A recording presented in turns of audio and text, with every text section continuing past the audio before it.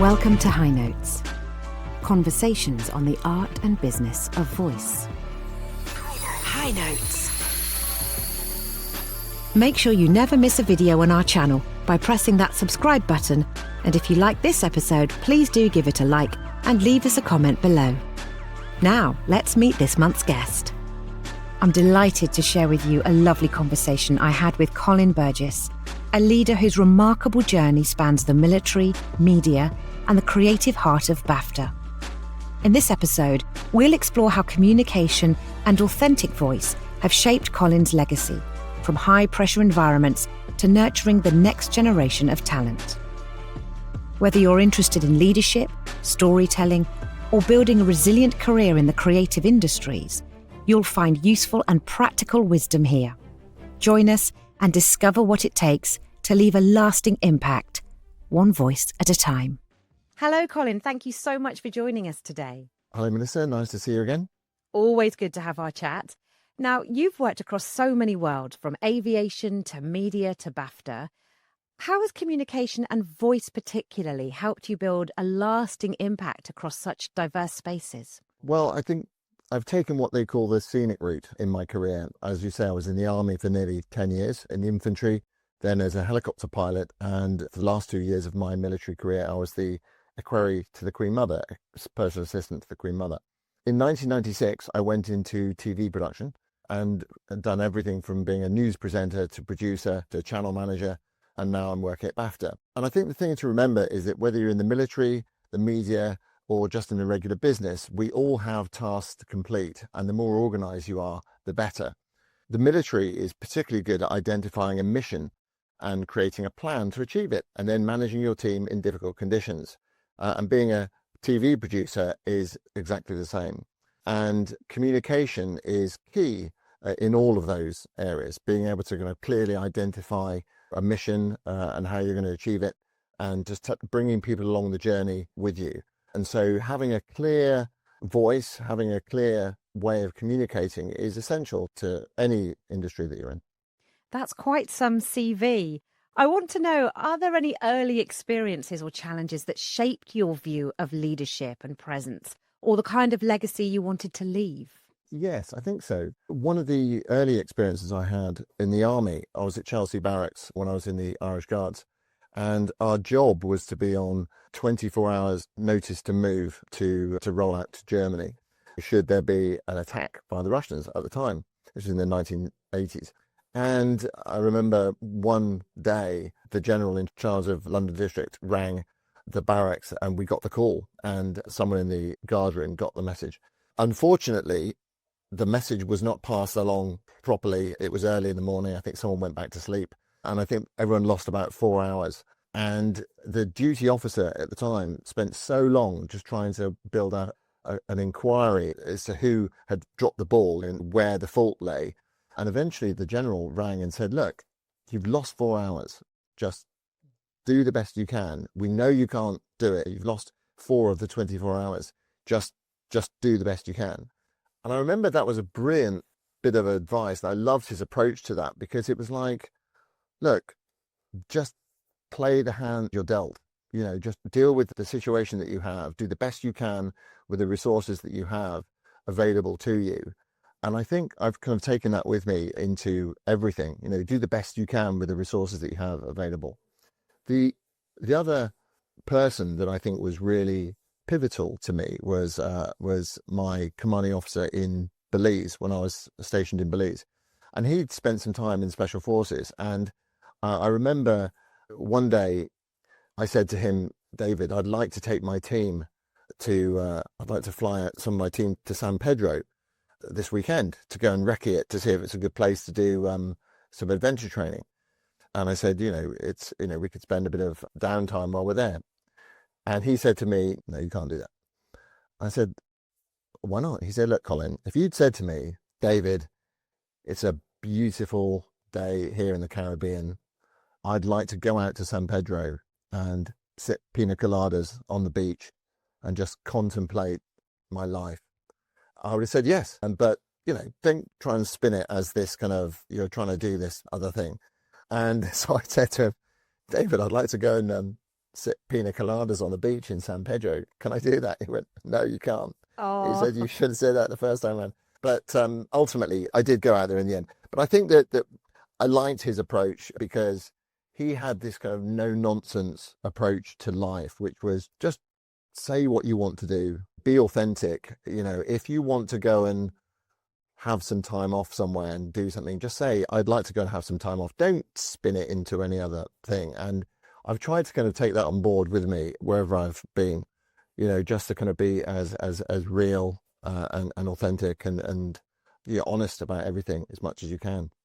Finally, I would say that there was when I joined Sky in 2015, I experienced this wonderful process that the Sky team had, because I went for this job as the managing editor of help videos at Sky, and I went for this interview at Osterley in London, and I had an hour and a half interview with the lady who was the director of digital service, and anyway, I had this interview and we got on well, and I got home and the HR lady rang me up and said, Colin, that was a fantastic interview. We really liked you. Sharon really liked you. And I thought, this is great. And she said, but we're not going to give you the job.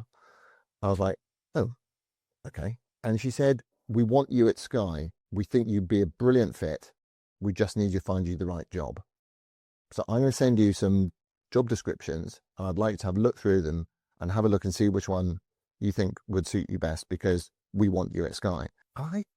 That's the only time that's happened in my career where someone has kind of prioritized culture and fit over technical skills.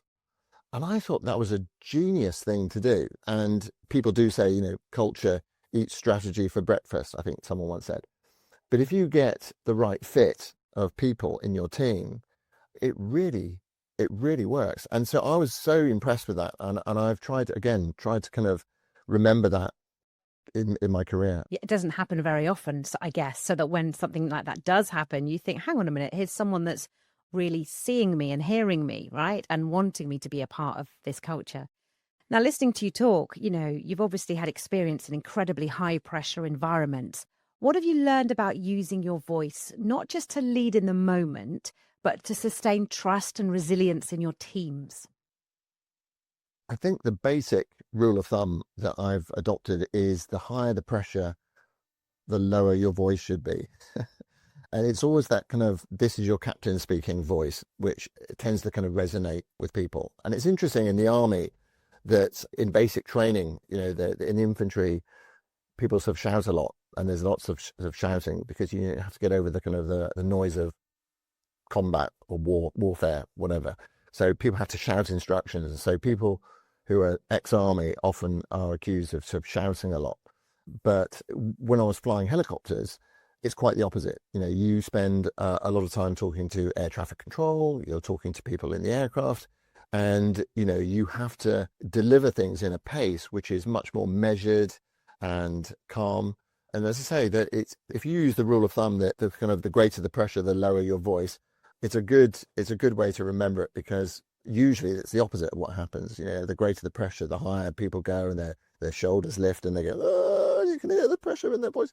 But if you try to consciously breathe and talk through things, you tend to kind of get people's attention more. It tends to kind of land better. I remember once, again, in Belize, we did this infantry course, and it was run by the Special Forces, SAS, I think. And we had this soldier who was teaching us map reading in the jungle, which is particularly difficult. He told us some skills, some techniques about how to do something. Anyway, we didn't do it, or we couldn't do it. I can't remember which, but anyway, we got it wrong. And he got us all into this clearing, and we all had to sit down on our rucksacks in a sort of semicircle around him. And he sat there for a couple of minutes just looking at the ground. And, when you're in basic training or in the infantry, people just like yell at you, you got that wrong, you got that wrong. And he just sat there for a couple of minutes just looking at the ground. And eventually he just kind of looked up and just kind of looked at us and then looked back down again and just said, I'm really disappointed. I don't know what to say. I gave you the instructions and I thought I was really clear, but you haven't done it. And I'm just really disappointed. And we were almost in tears. I mean, this was this really tough soldier just sitting there, just telling us how disappointed he was in us. And I think that it's an interesting lesson to learn. I think that if you appeal to people's emotional side, if you can get people on your side, or if you can get people into the mood, if you have the room on your side with something, if you can explain a story, and that's why storytelling is really important in business. If you can use storytelling to explain the North Star of where you're heading and what the journey is and how you get there, then you're much likely to get people along the journey with you. So I think use of voice is really important, because the tone, the pace, where you breathe, talking to people, eye contact with them when you're talking to them. So I think that's really, really crucial. Yeah, storytelling is really crucial.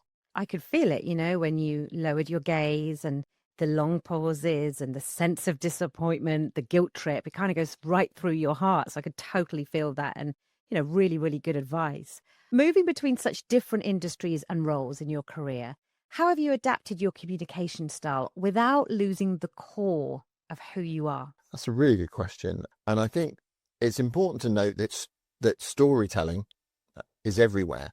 We're naturally drawn to stories. When you have children and you sort of sit them down and you give them a story, you start a lot of stories that started with once upon a time, and you can see that trigger with children. You sort of sit them down and you say once upon a time, and they know they start to sort of relax, because they know a story is coming. And it's true. It's here it comes. Now in business, you don't get that once upon a time phrase, but you do get that moment, and you get the opportunity, with your teams when you're, giving a presentation. You may not say once upon a time, but you'll sort of say it was 5 years ago today, or just last week, or let me tell you something that happened to me just when I was leaving school, or something. And again, people are straight into, because something's coming. They can feel that there is something coming.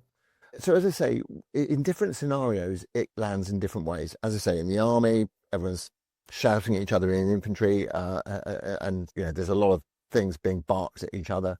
As a pilot, you adopt the "this is your captain" speaking voice, which helps to keep things calm, including yourself, I may add. President Woodrow Wilson is quoted as saying, "Be brief, be brilliant, be gone," when giving talks. I would definitely say be clear. And I think clarity is the very least that you can expect from leaders. Clarity. If you can be inspirational, brilliant. If you can be emotional, brilliant. If you can tell a great story, fantastic. But at the very least, I think you need to be clear. And whether it's your use of pauses, your use of language, or the structure of what you want to tell people, or your brevity, clarity is the very minimum, I think, that you need. Yeah, I love that. And we've talked a lot about those things together in the past. Now, you've worked at the leading edge of media and technology.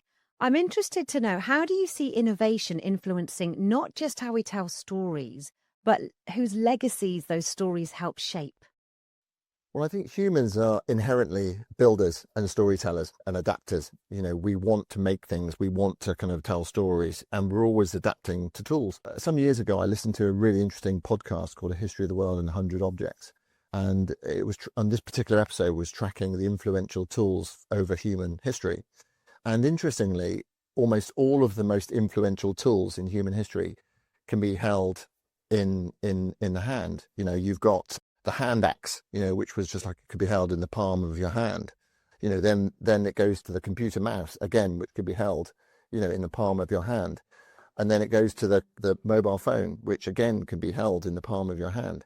This trajectory of tools, all facilitating the same thing of building, of creating, of making things.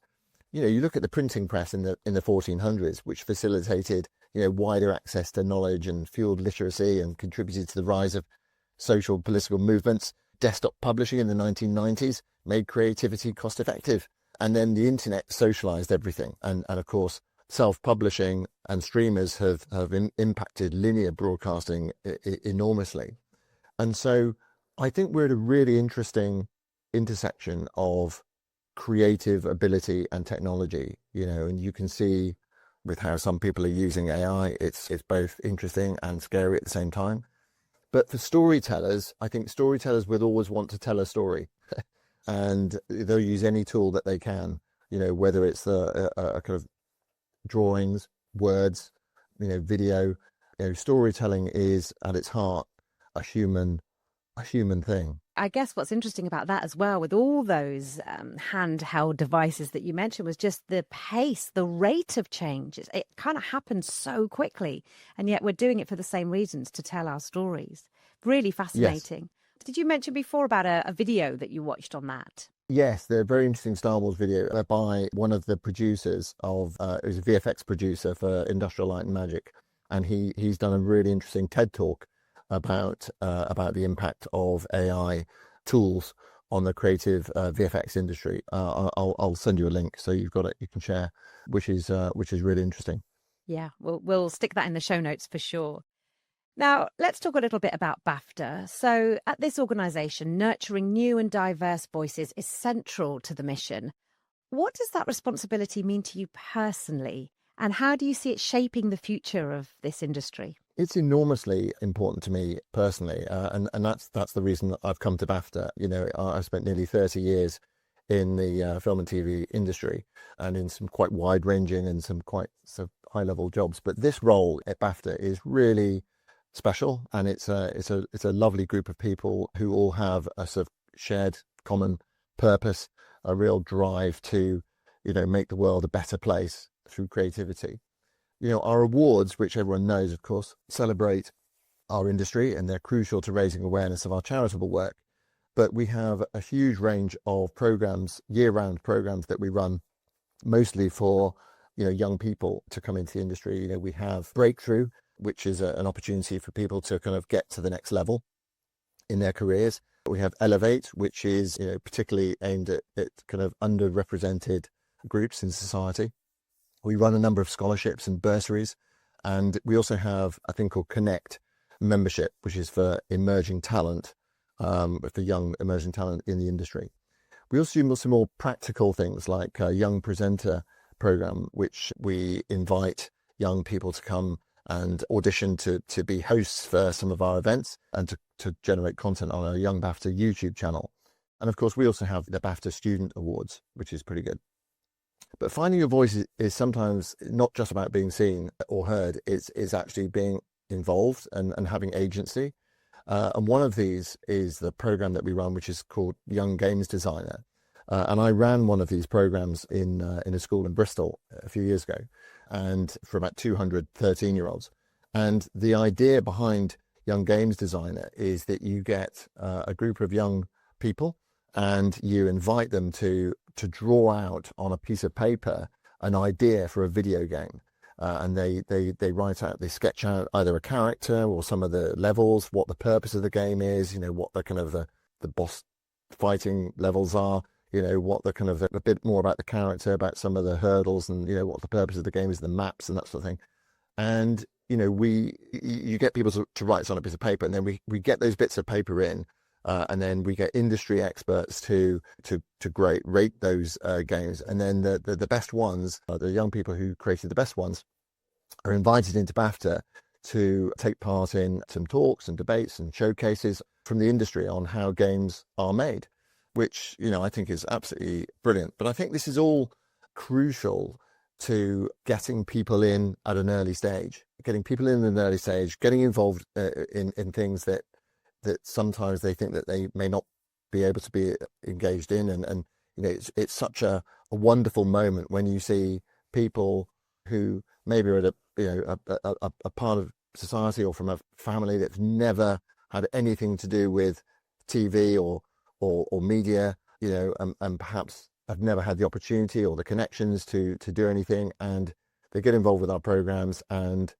they start to kind of get into that world, and they find that their creative passion is catered for, and it's wonderful. And I think that really getting opportunities for young people as early on, I think is crucial. And I think it's really good to and I think leveling, we talk about leveling the playing field, about making sure that those opportunities exist for everyone, regardless of your background, your connections, your economic level. We just want to make sure that everyone has an access to those, to the industry, to this industry, which is is a wonderful industry. Yeah, I mean, now more than ever, we need those initiatives because, arts are being pulled in schools and media studies and all those sorts of things. So those initiatives that you run, certainly at Bravo, we've had firsthand experience of guiding many of our talent through BAFTA Connect. And that's a real joy when they call up and say, we're in. Great initiatives. And we'll share some of those in the show notes as well. So I want to ask you, how do you think authentic communication can help emerging creatives not only break in, but also build lasting, resilient careers in film, games, and television? We know at the moment, particularly in television, it is a very, very tough time, and that word resilience comes up a lot. I think there are a couple of things here. I think the first thing to remember is that communication is, I wouldn't say it's everything, but it's a lot. Communication, being able to communicate is really, really important. If you think that in the military, the first thing that the military organizations do when they want to try and destroy an enemy is they disrupt the communications of whoever they're fighting. That's the first thing they try to do, is disrupt the communications in order to stop people from talking to each other. And that's the first step of being able to break into an enemy or whatever. So communication. So with that in mind, if you know that that's how the military go about things, which is the step one is disrupt the communications. Well, that's obviously because communications is really important. So communication and making sure that you communicate clearly with empathy is crucial. And so the authentic piece that you mentioned is spot on, Melissa. And I think authentic passion is very compelling. When you hear people speaking with passion about things, it really shines through, and it's very easy to kind of go along with people when you feel the energy, you feel the momentum. When people have the passion about something, it's like you want to be on that journey with them. So I think having the passion and speaking with passion about things is really important. I think networking is crucial as well, and just making sure that you get yourself out there and you get yourself into situations. Start having conversations, even with people that you think you may not be interested in. Go to these networking events, have a chat, talk to people. Every connection is a worthy connection in itself, because you never know the story that someone's going to tell you. You can never tell, but just by looking at someone, what their story is, what their backstory is.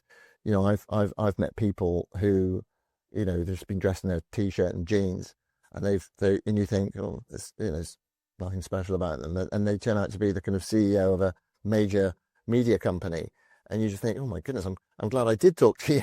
But at the same time, I've met people who have been out of work, and yet they've had a really inspiring impact on me. They've had an amazing story, or they've got a skill or a talent, and I thought, we should talk again. This is really, really good. So you just simply never know who you're going to get. So I think being able to have authentic, meaningful, interested conversations, be curious about people. I remember someone saying to me that the careers are broken down into two halves, that the first half of your career is all about IQ, your intelligence quota, about skills, what you can do, your technical skills. And that the second half of your career is really focused around EQ, or your emotional quota. And I think that's absolutely true. I think at the beginning of your career, your skill set is really, really crucial. As you progress through your career, I mean, at every stage of your career, really, but certainly towards the latter half of your career, having emotional intelligence is critical to working with teams, understanding what drives people, what motivates people, resolving issues, resolving conflict, just keeping people on board with you. So I think having emotional intelligence is really critical. I hadn't thought about it carved up in that way in the beginning of your career and latter half of your career, but it makes complete sense when you talk through it. And picking up again on your importance of networking, BAFTA does great networking events, especially your last one in Bristol. It was absolutely rammed. You could not move. It was completely full, and met so many wonderful, interesting, creative individuals from all different disciplines. So if you can get along to a BAFTA event, I'd really recommend it.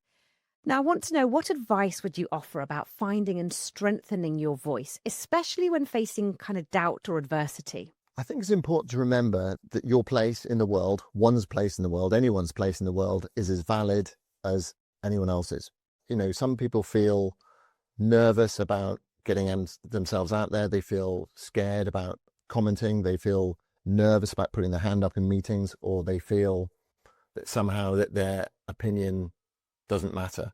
It does matter. And I remember Sky ran an inverse mentoring program where they got some junior, literally first job out of university, kind of junior level people to mentor some of the C-suite people at Sky. And the idea was to kind of, that they would mentor the more experienced person in the ways of young people, the ways of young people in the workplace.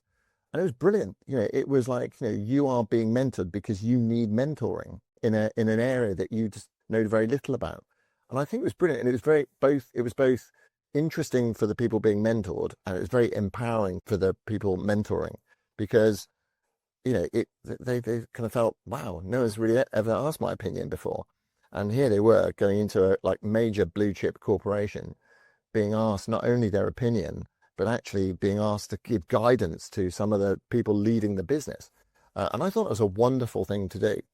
But I think that learning is also crucial, always be learning. And I think 360 feedback, or whatever they call it, don't be scared about asking people's opinion. Don't be surprised if they give it to you, of course.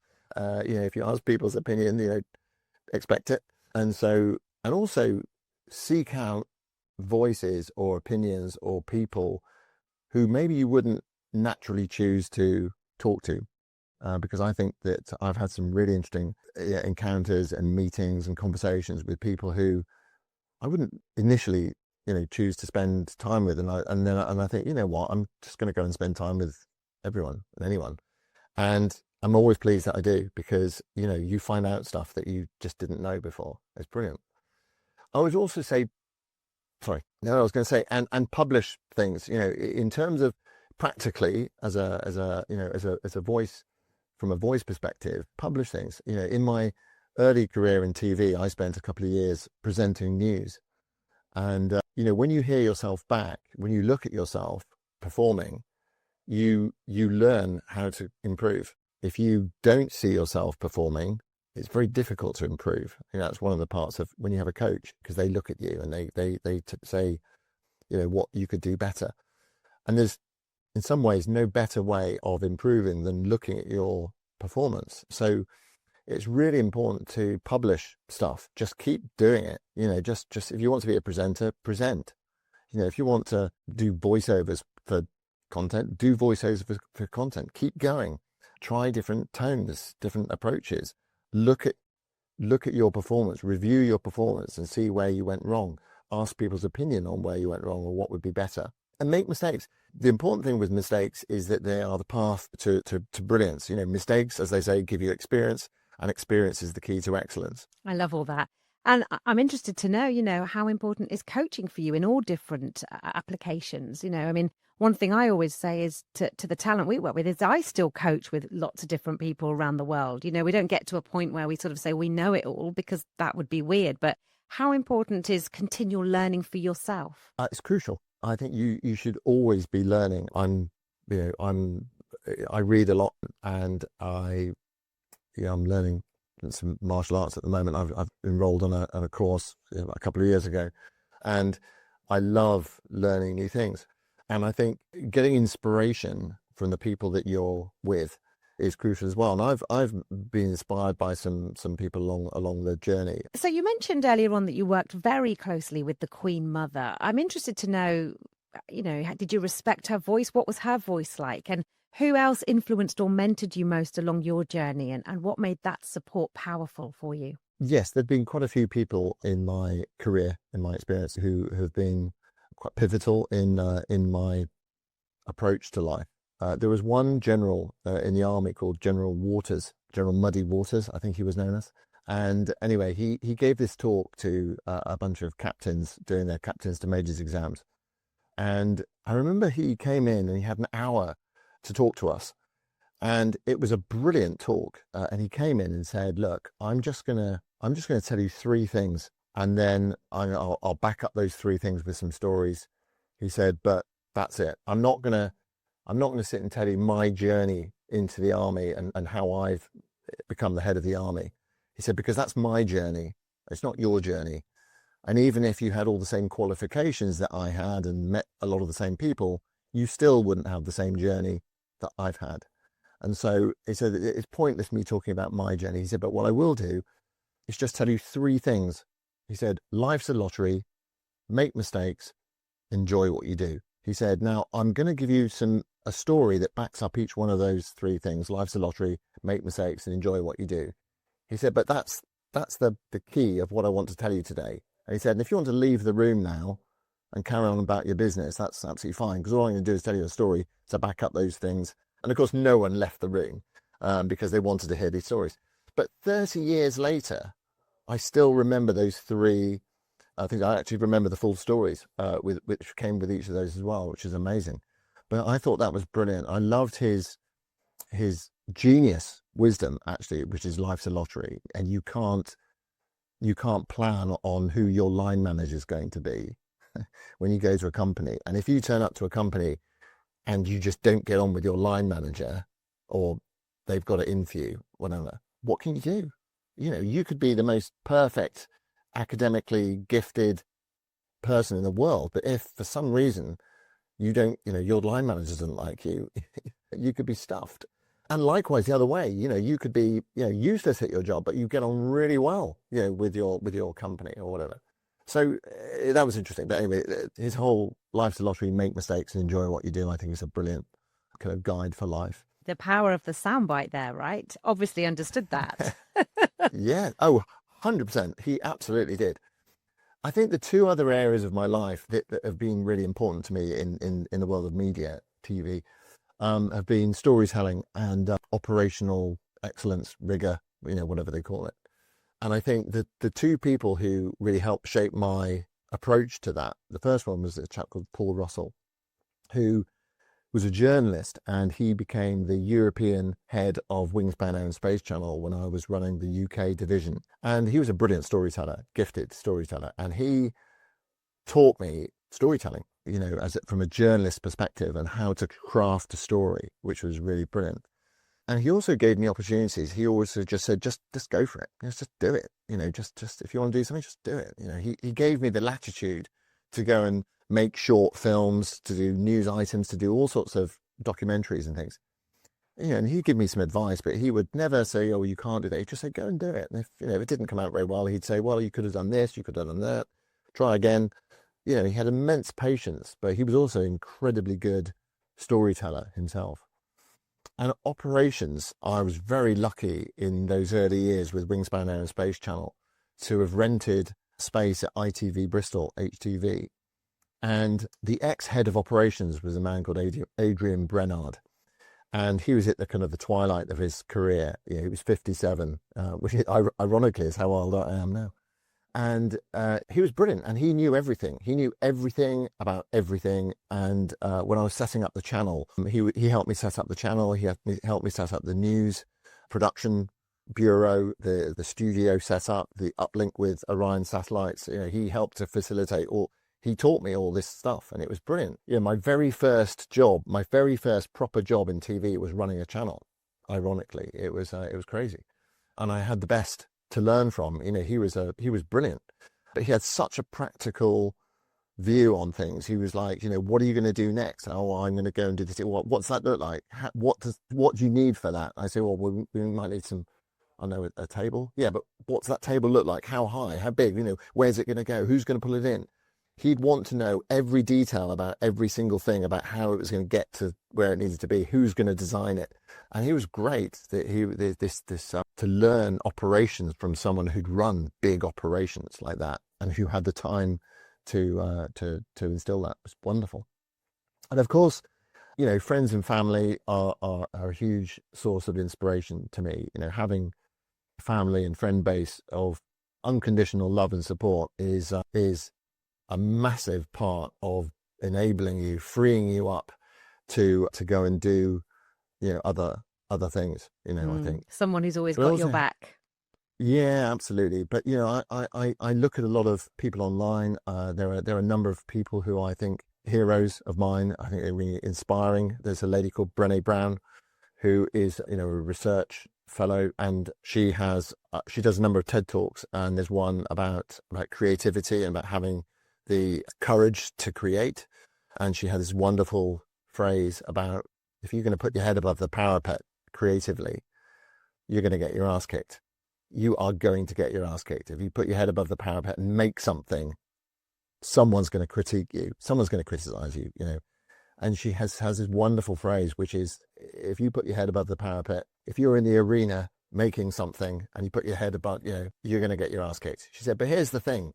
If you are not in the arena with me, also getting your ass kicked, I don't really care what you have to say. It's so interesting, isn't it? Which I love that. And, and she does a lot of, and she's also like an introvert, and she has this whole talk about being an introvert and the power of being an introvert is brilliant. And so I watch a lot of her content on YouTube. It's very, very good. Also, Sir Ken Robinson, who sadly has died now, but he was a leading light in the education sector, and absolutely brilliant. And his book, The Elements and Finding Your Passion, is something that is very dear to me. And finding your passion, the thing that really drives you, I think is really crucial. There's no amount of just laboring over something that you find moderately interesting that's going to inspire you, like doing something that really inspires you, that something you're really interested in. So I think, yes, Ken Robinson, listening to some of his TED Talks, I think his TED Talk is probably the most listened TED Talk in the world. It's absolutely amazing. And again, recently, from a resilience perspective, I last year read Marcus Aurelius' Meditations about Stoicism. And the thing I like about that book, Meditations, that was written 2,000 years ago, is it looks like it could have been written recently. It's all done in quite neat little sound bites. All the chapters are very short. And you look at them and it's all about being, resilient, about not being too worried about what people say about you, about not listening to gossip, just pursuing what you see as important, getting up early, hard work, keep on going, consistency. And it's a really inspiring read and has really helped me on my journey to become, more resilient, I think.